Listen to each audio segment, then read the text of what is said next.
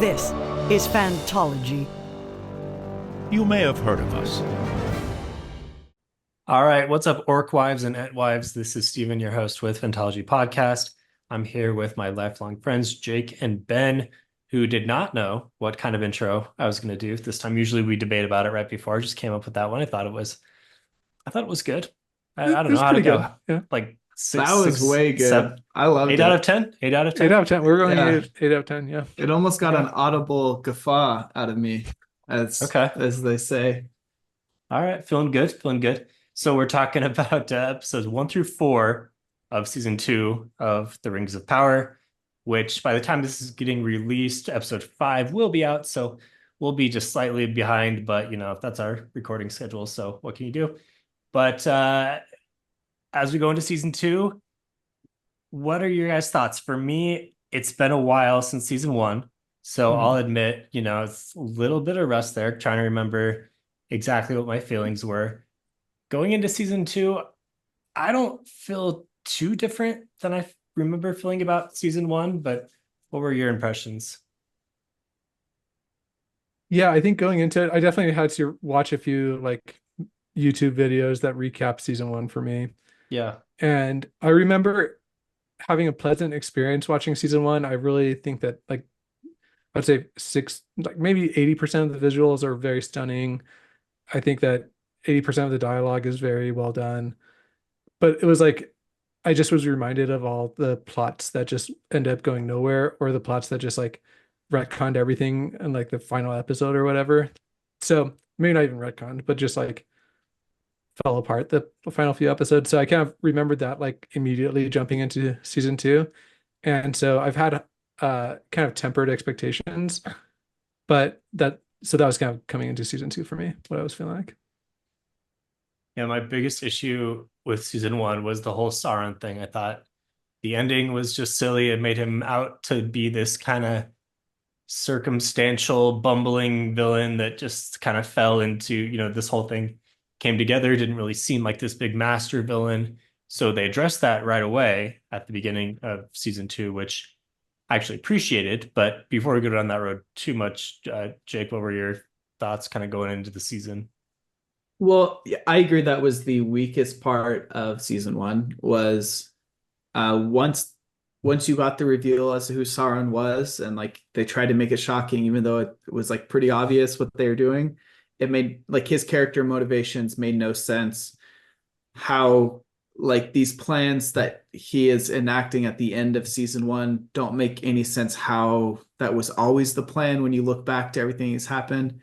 And I would say honestly, I don't think season 2 has done anything to overcome that. Like I think that's still very weak. They I was trying to like give them the benefit of the doubt of maybe they would show how all of these circumstantial things that Halbrand was up to were actually part of some master plan. And as I don't think they've done anything to show that it was. Like it still was him going from place to place and then happening to end up with the elves at the end in Eregion and being like, oh, okay, I can make rings now, rather than it being part of some mastermind. Yeah, I agree. And even if they had come up with some, like, I feel like they attempted to do that in the first episode of this season.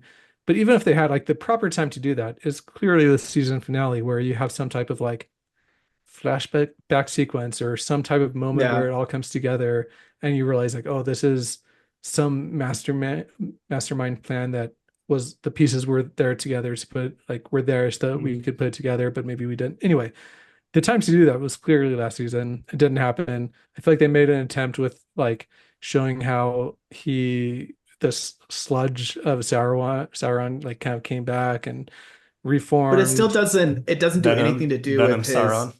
his. Venom Sauron, yeah. But Venom Sauron did not come up with some plan as to how to regain power that involved, I need to get on this ship because I know the ship will be shipwrecked, which will get me with Galadriel, which will then lead me Yeah. to, So like it does still he had no need to purpose be, to it. to just play devil's advocate, does he need to be the master planning villain, or can he be the guy who is capable enough to adapt to circumstances even when they're not really in his favor, and he's able to quickly turn the tables and figure something out. Like, is that an acceptable characterization for him? Because it feels like that's what they're trying to explain him as. If I can interject with this Yeah. one, I I think I think that then we're getting two separate characters because we this season we are getting the master manipulator. He'll go stand at the gates waiting to be let in, like kind of flashing his back injury. He'll Yep. manipulate people to do his bidding. And so we have that characterization. Where was that season one? You know what I mean? Now, what I might push back on is maybe there's some, I don't know, I'm not like the biggest Lord of the Rings like buff, but it strikes me that sometimes like there's an evil force that kind of guides things. For example, a ring will slip off a finger and bounce a few times and land in a thing, and like it'll be kind of happenstancely like happen to where it needs to be, right? Could that be of like the evil fate that kind of positioned him independently of his actions and he kind of just like went with that? That's the only like kind of thing that I would say is perhaps like explains it, but I would be interested to hear you guys' thoughts on that. Yeah, I have a lot of thoughts. Okay. To first address the ring thing, the only things that you could say were working upon the ring to slip off and bounce that way would either be Eru Iluvatar, like the full god of all of Lord of the Rings, doing it so that way it would end up in the hands of Bilbo, so that way it could be destroyed. So it's either a force of good. The only evil force that could have been at play at that time was Sauron himself. Okay. Yeah, himself, right? Okay. Like, I guess Yeah. you could make an argument for maybe Morgoth, but I don't think that would really apply. And I have three thoughts in response to Steven's question of like, can Sauron just be this like happenstantial villain who takes advantage of three-pronged situations? thesis from Jake. First one, reiterate Ben's point.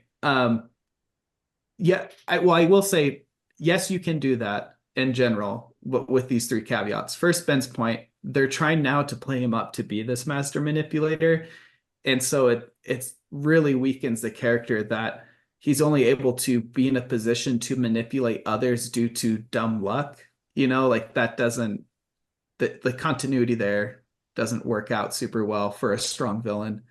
Number two, for Sauron himself, like as a character, that is like kind of central to who he is as this person who, well, at least like to the lore of the books, I guess to be like more faithful as an adaptation, like that's who he is, like the Anatar persona. Are we doing full spoilers for the Silmarillion? I assume we are. Yeah, I feel like we can talk about. Let's not spoil events that we feel like are going to be big in the series. You know, like don't talk about big things falling apart or being founded or whatever. Okay. Like, but I if don't you want to know. like mention lore, that's fine. I don't think this will be adapted as is in the Silmarillion, but they're hinting at a plotline similar, so I won't really spoil it. But he's a big like force of manipulation as Anatar, as we're seeing now, and in a different way in the Silmarillion with the Numenorians, he has a very similar role of manipulating and you like appearing to be one thing when really he's something else. And so it's kind of central to who he is if you want to do a faithful adaptation and like his motivations. And then lastly, like, yeah, you could do a villain who just is taking advantage of a situation, but that's a really weak main villain that is as big of a threat as they're trying to make Sauron out to be. You know, like those villains exist in stories and they can be good villains, but not for the place they're trying to put him in. So do you take issue with the whole backstory that they're trying to do with him, where he tried to take control of the orcs after Morgoth fell and he failed and then reverted to Venom Sauron and then was in a very weak position? Like, do you think that never should have happened? Because if you're okay with that happening, then you kind of have to be okay with like, okay, he's in this like weakened state, and therefore we accept that he's not able to like manipulate everything because he's got to like build up his power again. And I just before you answer that, yeah. Jake, I agree with all your points. You missed a big opportunity by going number 1, B, and then 4. That was like right there, and you just totally whiffed it. Number From one, the what? when you because you did 1, 2, and 3, but if you're a proper Harfoot, you would have said 1, B, and 4. Because that was That's over my head. I didn't. what? No, it was the 4th episode where it was Yeah, what's it's her over my name? head. I didn't. Yeah, In the fourth I didn't episode, connect when that the when they're other, explaining the yeah, rules correct, of The rules, yeah. yeah. yeah, good little Um, Harfoots. Yeah, we'll get to them later. Yeah, um, I don't have issue with Sarn having like being like somewhat defeated as he was in what we see in was the beginning of episode 1 or 2, like within the first episode 3 you 1. see Yeah, that. yeah, right away. I don't have issue with that. I have issue with him not like not taking control of his destiny as much as they have done to him. Like it's one thing to fall, but if your return to power is due to other people, if his return to power is due to other people really, and like this random circumstance, then yeah, I have issue with that. So Like I don't know. I think kind of the way I'm picturing this is like you get knocked out and he kind of like gets up and is kind of stumbling around, and he stumbles, and he ends up gaining enough strength to then start taking advantage of wherever he found himself. He just happened to find but himself where he but did. he didn't really take advantage until at the end of season 1. It would be one thing if like I would be a lot less critical of it if like he finds himself in this on the ship or with the men, and then from there is like, okay, which he like kind of was like creepy there, but if that's when he was like, okay, I'm getting power back and this is how I'm doing it, but instead it was like, okay, this creature's coming and it destroys everybody basically, but now I'm just floating. It's not like I had a plan to have this creature destroy it so that way I'd end up in a certain location. So you You could felt, argue so he you, called you it. basically you felt that he was too passive of a character. Yeah, he's too passive up until he's finally in the exact situation he needs to be to have power, Yeah. which doesn't make sense. Like for him to be the powerful villain, he has to have like had a plan, strategy, whatever to get there, and then he gets there. You can't just find himself there and then like, oh cool, this is exactly what I needed. Fair. Like there's a big difference between ending up where you needed to be circumstantially and ending up in a position to then get yourself where you need to be circumstantially. Fair, yeah. I think I agree with you, but I think that most of these issues stemmed from season 1. And so I think like Yeah. Yeah. obviously they're kind of making an attempt in season 2 to kind of, because I think they kind of realize that, right? And so I think episode 1 I of don't think season they've 2 done they haven't done anything to overcome that, in my opinion. Okay, fair They enough. gave you more backstory as to what happened, but no more context into how he was in control of any of those events. Do you Okay. feel like the way that they are kind of recharacterizing him in season 2 is better? Yeah, I do. Yeah, I agree. I agree that a course correction has been attempted Okay. because good, of yeah. how lackluster he was in season 1. But Yeah. I think part of that, just to kind of like defend the writer's decisions, which again I already said my like main issue was like the plot, but I think that they were going for like a who is Sauron type thing. Like, is it the Yeah. stranger? Is what I mean? Like, Yeah. and so I think that kind of Funny, we because saw they- another Amazon show try to do a who is who's the blank. chosen one? Yeah. Yeah, I right? think And honestly it was worse than Rings Bezos- of Power. was Bezos just love this like who is thing? We've got to hook in people to Yeah. eyeballs like to watch this. I think that's a sign of yeah. Like poor writing. who's Ted Mosby's wife? Whenever, I guess we were saying, whenever you have a 'Cause I'm Hulu's in plot line, I'm in it's season 9 of How I Met Your Mother and just yeah, almost that's done. Almost done. also. Wait, have you seen it before or no? No, first time. Okay, never mind. Yep. First I time. won't say anything. Um, But I'll Yeah. say I agree. They prioritized the mystery over the plot, over writing, over everything, and it was terrible for that reason.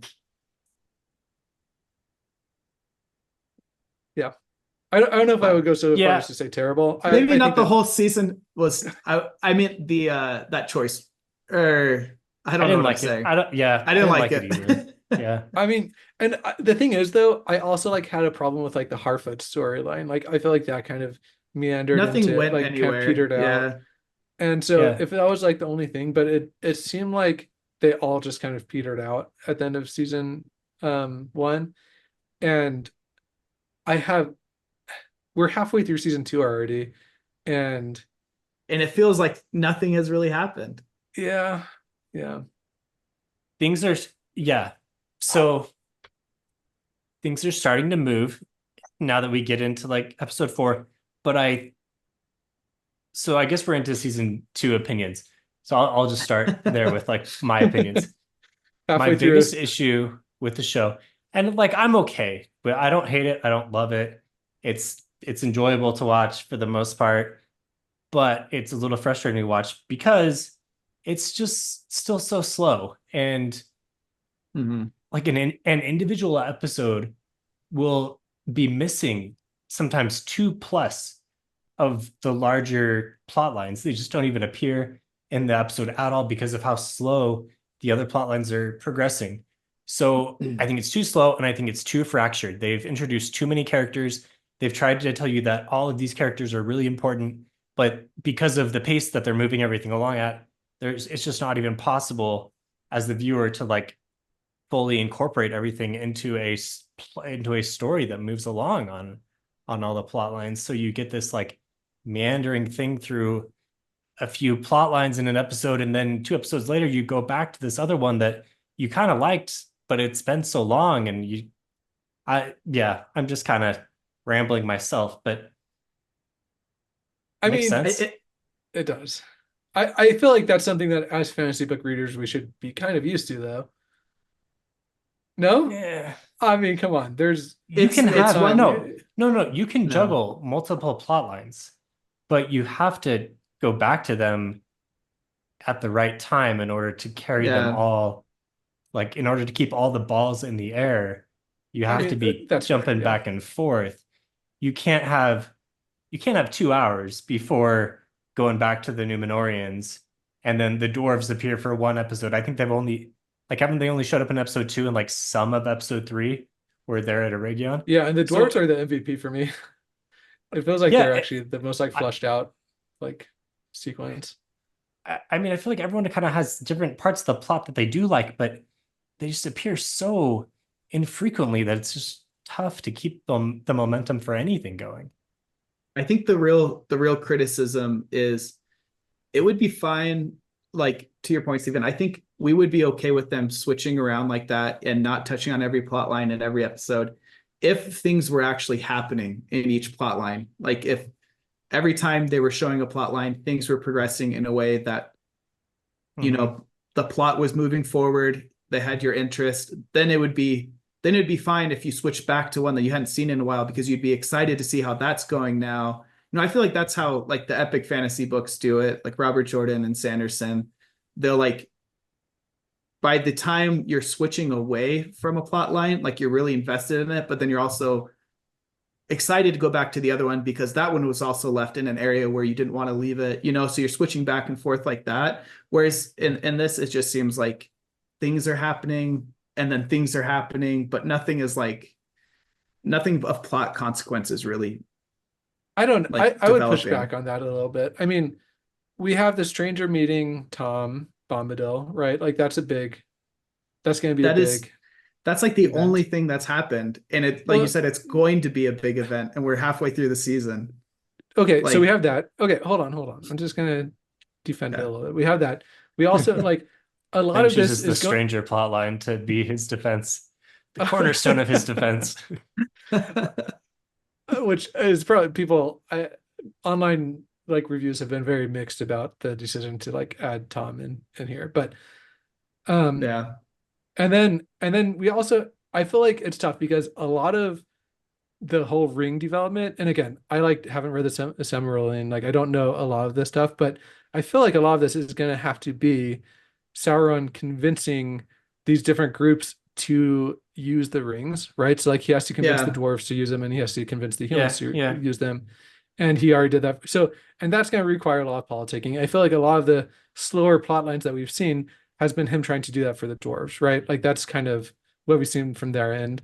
Kind of maneuvering Yeah. them to be in a position where they need to take it. So I feel think like that's the Sauron stuff in this season 2 has been pretty good. Okay, so I've enjoyed those parts, but he wasn't in episode 4 at all. Yeah. You know? I will say, like, I like what they're trying to set up. Create these needs for the rings. So that way, like everyone wants to use them. We already have the elves on board. Never mind what I will say terrible for this, the terrible decision to have Galadriel be so against Sauron, but as soon as she finds out who Sauron is, she's all on board to create the rings that come from Sauron. Like that made no sense at the end of season 1 and continuing to season 2. But create a need for the rings, for the elves, for the dwarves, and I'm not sure.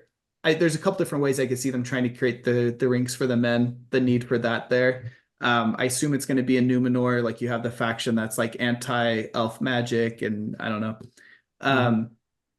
But yeah, create that need, and then there's the pressure to use them.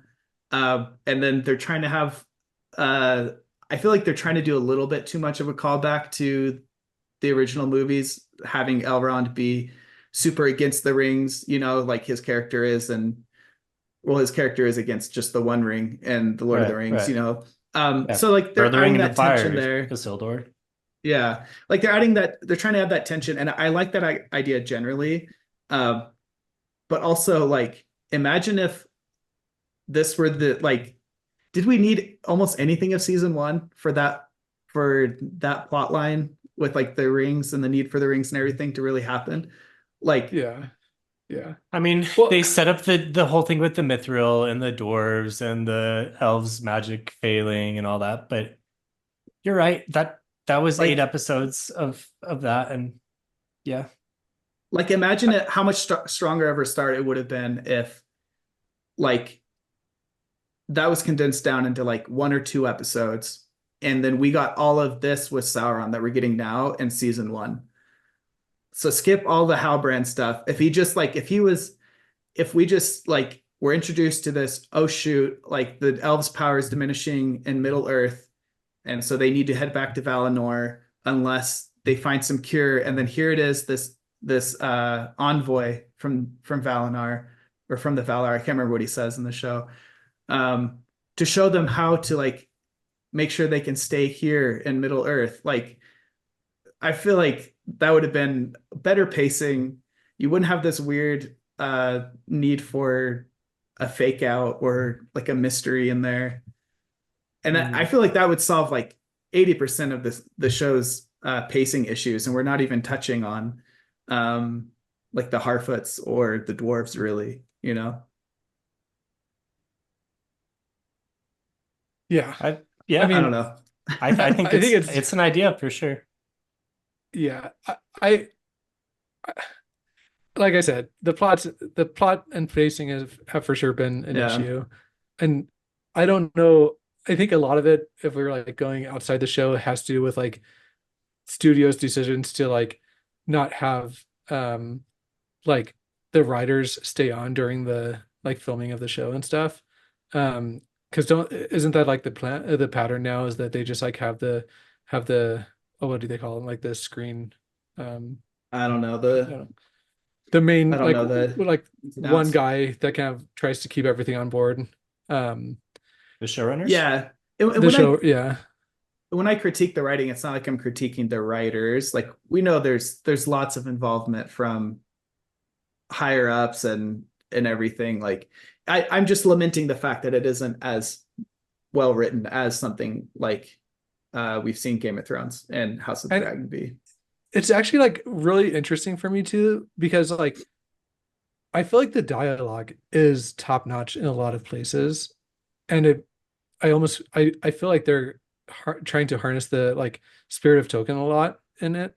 Um, and I don't Yeah, know, with when I'm like watching it, like that the is, words they yeah, use. yeah, Yeah. exactly. Just like the words, like the actual like communication between the Yeah, characters. I I feel think like it's a lot pretty of good, that is like really top notch. 95% of the time. Sometimes It it's it comes across as a little like they're trying too hard to me, but that could just be that I'm already like too soured, cynical. Kind of Yeah. down too on it. cynical. But yeah, there's definitely an attempt there to like carry on that spirit, so that way it doesn't feel like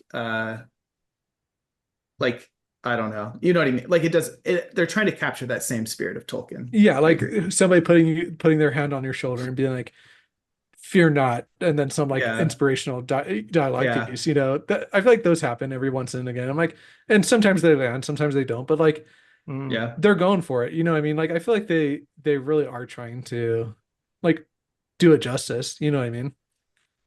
Yeah, I do. I mean, there's so many pressures behind the scene, but like it is frustrating for me. Like Steven was saying, it's frustrating to watch it and just think like, man, this is so slow. It doesn't need to be that slow. And as someone who's Mhm. like more into the books, it's frustrating me to be like this is to me a clear example of if they had been like 50% more faithful to the source material, it would have been like 300% better. Mm. And I don't know why. That's some I that's your calculation. Yeah, that's the math. That's how it Mm. mathed Okay, out. All that's the the yeah, you really thought about this. when I solved for the variables, that was the only That ratio that came 50 and out. 300. Yeah, 15 300. Yeah. Um, but so there's a lot of that like missed potential that I feel while I'm watching it. I will say it's really like beautiful. Like the creature design looked cool, like with the barrow whites. That was cool. They looked awesome. I thought the fight scene itself wasn't choreographed super well, but I thought they looked good, you know. What did you think about them like kind of humanizing the orcs? Is that something that ever happens where like they're one of the I orcs don't is like, I know. think we should just be done fighting, and he like kind of looks back at his wife and kid. I that I thought that was interesting because I'm not like a lore expert by any means. I don't think Tolkien really went into it. That's like something that's debated on like meme Yeah. accounts a ton. Is like, did Aragorn just commit genocide after he refounded Gondor to kill every single orc and like all the orc babies? And I think George R. R. Martin has like um a like blog post about that, like how like what would that actually look Like orcs are like? people too. Yeah, well, just like yeah, but Well, I and don't to be know. fair, the idea of the pulling the orcs out of the mud is something that Peter Yeah, Jackson just came up with. yeah, and Tolkien, I feel like he went back and forth, and I don't know what like how canon landed with how orcs were actually made. Like, I don't think there's a definitive answer. Um, so I guess those in the camp of they were made would be like they wouldn't have babies because they were made from like already like they were corrupted elves and men, but those that saw them as a separate race, like that would inevitably how it'd have to be. I know. I thought it was an interesting choice because I saw what they're going for to try to humanize it, but I just kept seeing all the memes about orc babies. Mm. Yeah. So it was like supposed to be an emotional moment, but I just thought it was I funny. I feel like that this is something that I haven't thought about before, but this is what's hard about the show is because like the people like me who are kind of coming into this have maybe read like The Hobbit and like The Lord of the Rings once a few years ago, like, and maybe even people that know less than that have a hard time staying committed to it because it is kind of slow and there are like some deeper level things that I have a hard time following. So Mhm. that's like one aspect that they might be missing. And then people like you who are like are lore like experts or whatever, like a Not a few lore levels expert, deeper, not a but lore expert, but you know more than yeah, 95% of the people out there. Like you're just thinking this would have been better if they had honored the vision. You know what I mean? And not that you're going to say that about everything, yeah. but like, so I feel like that is a really hard like balance to find, and maybe we're finding out that they haven't really satisfied either camp here with it. Yeah. Yeah, it feels almost like they're doing it the inverse way they need to, but maybe they'll balance it out better, you know. The 300% is going to come back down to 100%. Well, no, a part of that 50% increase Oh, in faithfulness okay, yeah. will involve the recalibration there. Let's talk about some Yeah. of the individual plot lines and things that we've liked and haven't liked. So we talked about Sauron quite a bit. Anything more to touch on there? I mean, there is the whole thing with Elrond and the elves and Gil-galad and Círdan. Yeah. Like, so there's some more stuff that they've added here in season 2, and I've really enjoyed Elrond's character. Whenever he's on screen, I like him. Yeah. Yeah. I think he's a little too one note on destroying the rings, but that's like the tension they decided to give him as his character. I Yeah, like the it's interesting in the fourth episode how he kind of, it almost shows how he's become a little bit too fanatical, where he like, yeah. you know, I don't know. Sorry, I interrupted you. Yeah. No, you're good. You mean where he doesn't he takes them into the Barrow White area even because he doesn't trust Galadriel at all? Right, because it's almost like per se, like whatever the ring says is per se bad, and you have to do the opposite of it, which I think like, and maybe again, lore expert Jake, even though you're not refusing that title, I am refusing that title. You are refusing the title. I feel like Galadriel had a comment like, it might be corrupted, but it still has good in it, so we can trust the good and like sort out the bad. Is that? Do you see Yeah. any like?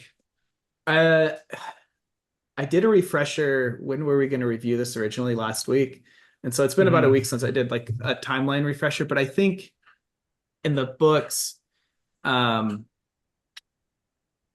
think how it happened in the books is the rings for men and dwarves were created first, and Sauron created them as Anatar, and then he may have worked with Celebrimbor on them. I can't remember, but then Celebrimbor made the 3 elven rings by himself, kind of using some of the same skills learned from Sauron, but Sauron didn't have a hand in making them. Like the show is saying, Sauron didn't have a hand in making them. So they were always distinct from the other ones because Sauron himself didn't have a chance to like didn't touch them or whatever. Yeah, didn't touch them, didn't have his power like claim dominion over them. Because Gandalf ends up with the blue one, right? Narya, is that true? I think it's the red one, but yeah. Okay. Well, it's the one that it's like they control like water, wind, and fire. I think is like they're like based off the elements, and I think he has the fire one. Okay. But yeah, he does.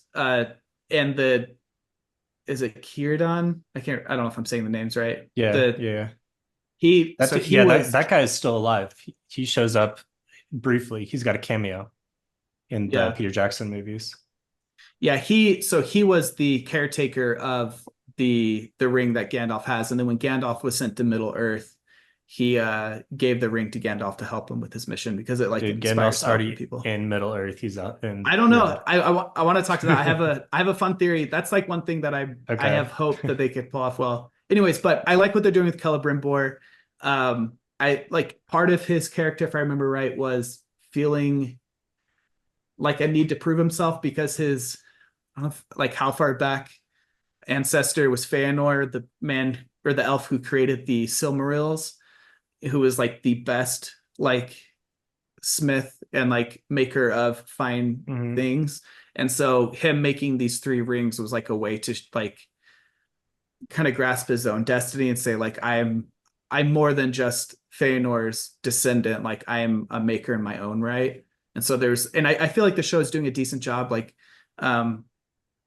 bringing that out of Celebrimbor. Like Sauron is bringing out that like pride. Yeah. Anyways, but what your question, what I was going to say is so I don't know exactly the connection with like the goodness and badness. Like they still use them, but they did stop using them when Sauron put on his ring, and they didn't start using them again, I don't think, until Sauron lost his ring, because they could feel the connection to it. He didn't like have I don't think the dominion over them the same way because he didn't actually touch them, but they still, I think, stopped using them until Sauron was defeated.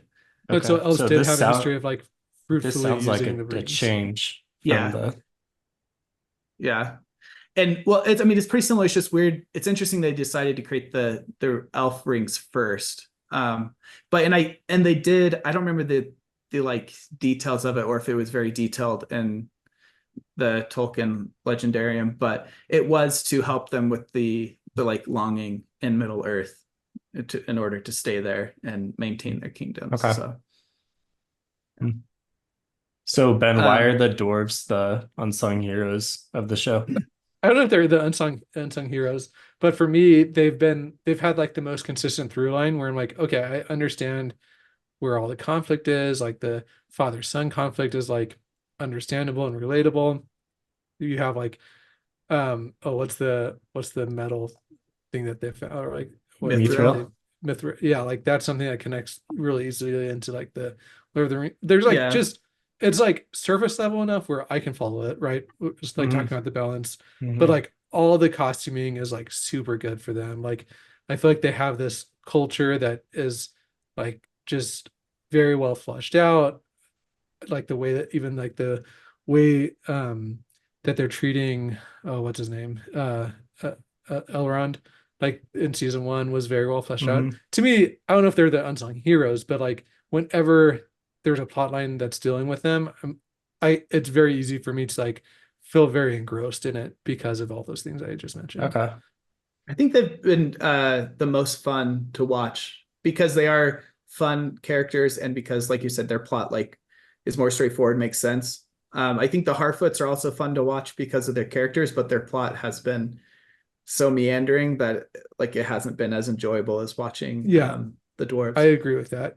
But luckily in episode four, I feel like we kind of got like a little bit of a fun history there with like, oh, they originated from here and then they just started They're wandering and they just tinkers. never, yeah, Yeah, yeah, yeah, yeah. they're the lost. Never mind. Don't Wheel of don't Time Yeah. let Perrin get reference. around them. Yeah, He'll get sucked right up with their fancy I colors. mean, yeah, Jake, it seems like the same exact culture yeah, as the Tinkers. yeah. I thought that was funny. I wondered if there were if that was an intentional reference or lift that one of the writers was like, "Oh, we'll do this. This is a fun thing." Because it's not Like, like oh, I saw this other show on Amazon Prime. I don't think it's like too much of like a copy, but it does. I wonder if there was some like, oh, we'll make them like the Tinkers because they're travelers Yeah, yeah. and like just that one writer was aware of that. But So, okay, since we're out there in the far eastern room, let's hear your theory about the stranger. okay, so I can't remember if it was a video or a Reddit post, but I like this theory of the stranger is not Gandalf. He's one of the blue wizards because in the book lore, the blue wizards, and I hope, see, I'm not a lore master for this reason. I hope I'm not butchering this. Gandalf was one of the, I think the last Maiar to make it to Middle Earth. Wait, is Meyer with the strangers? I thought that it was he some other name for it. It's yeah. So Maiar is like it's like the heavenly class of being, like the angelic being class. Istar is like a title. It means like wizard, basically. Yeah. So but I think Gandalf was like the last one, if not just one of the last ones, but the blue wizards were the first two to go. I think in the books they went at the same time. What I'm hoping they're doing is we see that like Dark Lord wizard that Tom Yeah. Bombadil said came to So him. he's his buddy. I'm hoping he's a blue wizard, and then the stranger is the other blue wizard. And so instead of it being Gandalf, that like we already know, I'm hoping it'll be like this untold story of what happened to the blue wizards because you never really get details. You just know they failed in their mission to oppose Sauron, and people have speculated whether that meant they failed the same way Saruman failed in being like seduced, or if they failed just in not being able to stop it. So I think this would be a fun way to showcase both of those theories out there. Like one did succumb to Sauron's influence and the other one fought him on it, and maybe they just like canceled each other out but weren't able to fully stop Sauron. And if it's But not Gandalf, the casual viewers are going to be disappointed. that's I feel like they're going to yeah. they're going to feel like they were really led astray. Because if you're a casual Lord of the Rings fan who's just seen the Peter Jackson movies and like maybe read some of the books, you're like, this dude is obviously Gandalf. And if it's not Gandalf, I feel like people Well, he's are going to be obviously a mad. wizard. Yeah, I mean, I don't know, if- Stephen. I would consider myself there, and I haven't assumed that he's Gandalf. I think you're more than the casual fan. I'm talking about like, Okay. someone who's Okay. just like a lot of people have seen the Lord of the Rings movies. Not everyone. Okay. Trace and Lewis, shout out our friend who hasn't seen Lord of the Rings. But most people have seen the Lord of the we Rings. know there's an N of one. And so if it's not Gandalf, I feel like the majority of the viewers will be upset. I'll show you how they could write it to not be Gandalf and still like the It seems The like book- Jake has a whole fan fiction writing of the show that I'm writing one right now. So the stranger and the dark wizard, they fight, and the finale of whatever season that they make it to, Season they 4. fight. And I mean, I thought it was season 5 that I thought trying to go 5 seasons, but I was whatever. I was trying to joke, I was trying to riff off, the slow pace and Oh yeah, anyway, season 4, okay, yeah, season 4. There's a climatic battle. It's wizard versus wizard, like Harfoot fighting the death squads. It's this big battle. The stranger says Harfoot's a symbol. They come out, they're fighting, and then at the end, he's able to incapacitate the dark wizard, but in the same breath, he's like dying from the battle, and then the maybe Tom Bombadil's there, and Tom Bombadil's like, he's like, oh, you died. And then the blue wizards or the stranger's like, I failed, and he goes, no, there is another Gandalf. And then it fades into What I've Done by Linkin Park starts playing in the background. It fades in, and then it goes to credits. As a little teaser to tie into the movies, to the Hobbit, because you could watch that. This is a good and ending. you could watch The Hobbit right after that, and it'd be great. Nice. Great. If that happens, Jake, by some miracle, first of all, we'll know that some screenwriter is watching our podcast, and second of all, it will like totally just say you told us so. Love the That's Linkin like Park Michael inclusion. Bay. Yeah. Yeah. I was just imagining like a Transformers. Like every Fantology like movie fantasy includes some kind of 2000s punk song. Yeah. Shows where we're at in our lives. Okay, in our last few minutes here, my favorite plot line has been the men and women, but the humans, right? Like I think the Numenorians have been cool. They need more screen time. They've really only had like one episode where anything has happened over there. But I'm really I have no loving idea what the importance of the eagle is. So I mean, it's just a sign, and it showed up, and Barazan like took advantage of that and is now trying to supplant the leadership. That's all I'm getting from that. okay, fair. But I mean, the Numenorians are cool, but I really like the Isildur plot line over there with Arondir, and they're getting a lot of time. It's good stuff, and they're introducing a bit of an angsty love triangle thing happening, and I'm there for it. I am all there for that. For Estrid. Yeah. I'm gonna say love Isildur. It's so obvious. I'm gonna say the worst of the best of the dialogue was the like, there's tons of things that are unnamed evils in this world, but this one we'll call dinner. Yeah. Or supper. Yeah. Or okay, I yeah. called that out Yeah. in my notes. You agree that was cringy? As soon as that happened, I was like, this is cringy. This is not this is not Arondir's character at all. This It's is like a, fan fiction. Yeah, It's totally that's what it fan came fiction. across. Yeah. Mhm. And that was also like just one of those fan service moments for like, because like, oh, it's like with the nameless thing outside of the gates of Moria, you know, like nameless things. That's like a class of entities within Mm. like Tolkien's works. And so I felt like it was like a name drop for that, like, oh, okay, nameless thing. And then just straight into like, It almost should have I been don't like in know. the D&D movie that we got or something, you know? Yeah. If it, Yeah. exactly. Which it Nice. would have Yeah. been Nice great pull. It there. would it Yeah. would fit perfectly in the D&D movie. Yeah. Yeah. Yeah. Not as much What they here. should have what they should have had is maybe if the Harfoots had been with them, you could have just had, I can't remember his name, Andurin, Arondir? Arondir. Yeah. He could have said all his exactly what he said, minus the supper part, and then have a hobbit say that, you know, and then it would have felt more like classic Yeah. Lord of the Rings. Like a Pippin Yeah. character be like, Yeah. Exactly. can we call it supper? That's not Pippin. I'm sorry. That was Good bad. attempt. No, good attempt at the accent. I'm always too scared to try the audio recording, so I appreciate your confidence. Wasn't I didn't even confidence. mention Isildur's horse, MVP of Oh, the yeah. episodes so far. Totally. MVP just takes off, rides through the freaking death forest.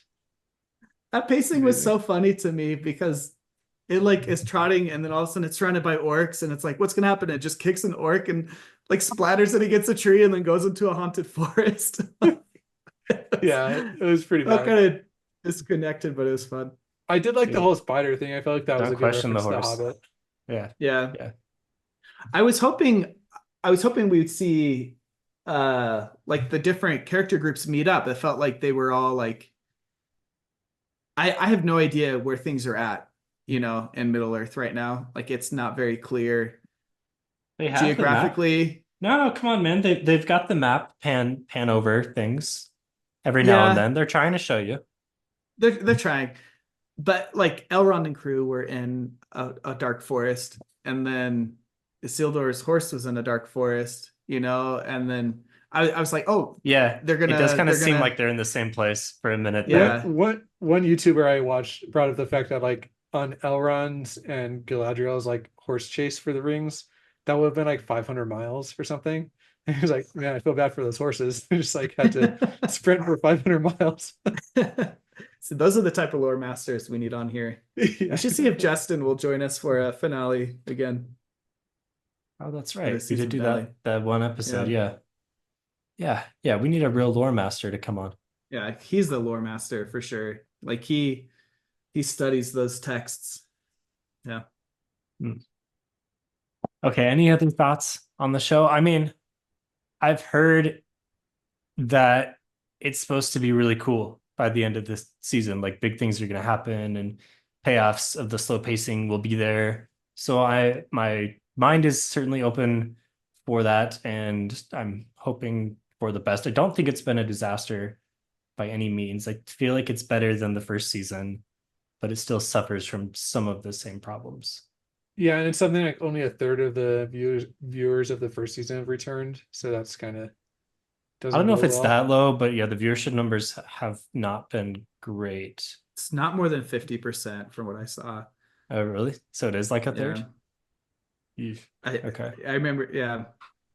But yeah, I think it's an improvement from season one. I think it's kind of like it seems like a reset with Sauron's plotline in a good way. I'm cautiously optimistic about it.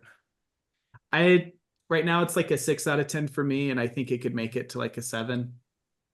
I'd be really stoked if it got up to like an 8, but I don't know if it is able to get that high at this point. But I mean, in 8, you're encroaching on Steven's territory right now with the welcome, Yeah. line. Yeah, So you gotta have that's a high bar. orc wives and ant wives in order to get to Yeah. 8. The Entwives, I did love seeing the Entwives. Man, Ents are so cool. But I do, speaking of the viewership numbers, that same article I saw talking about Man, I have no idea where I get my information from. I have no recall on the sources. But an article I saw saying like they didn't get it, like they're averaging around 50% at best. And then someone was talking about it, wondering if they'd cancel sooner. But the consensus was like most of the cost of making this was purchasing the rights and like getting set up to make it. So canceling early isn't going to save them any money really. So they might That still person like, should learn about opportunity cost. well, But- no, like as an investment, if your investment, if you've already like you've already like dropped the cash it takes to make this, and it's only making like hundreds of dollars rather than thousands, canceling is only going to lose you out on hundreds of dollars. Whereas, Right. I get you what know, you're like saying. It's just a common fallacy to say we've Mm. already spent X amount of money. Let's continue. no, I their point was the cost of production isn't in making more seasons. Yeah, gotcha. The cost Yeah. the cost was in acquiring the rights, and so making more seasons is only going to make them more money in the Yeah. long run. Plus, it seems like Bezos is committed to it, and ultimately, like it's going to happen. Yeah. Cool. Cool. All right. We'll do another episode at the end of the season. We're not going to do every episode reviews because, frankly, we liked House of the Dragon more, and so we were really obsessed with that one. And Rings of Power has just been okay, so it's going to get probably 2 reviews from us. But we'll see if we can get a real expert on for these lore questions that we don't know the answer to. Yeah. All right. If you like what we're doing, you can check us out. Our Discord links to join our Discord where you can chat with us, and other like-minded fantasy friends are in the episode description. You can always find all of our other stuff online at phantologybooks.com, and see everyone later. See ya. See ya.